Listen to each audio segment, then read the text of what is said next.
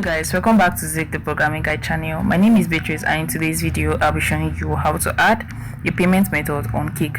So right here, as you can see on my screen, this is my Kik. I'm actually using a browser to actually access it because while you're using the app, you might not be able to get some features you want to access. So what you have to do, and sometimes while you are having the app, you won't be able to actually browse with the browser, like you cannot operate using their link kik.com. So you have to uninstall the app before you can be able to actually access its own site.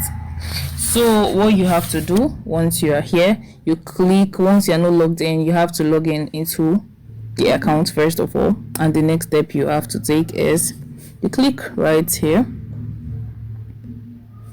As you can see here, you can see my profile. Click on the profile once you are logged in, and next thing you have to do, you can see subscription, so you click on the subscription right there and this is going to pop up. So the next thing you are going to do, you click on this right here, payment methods.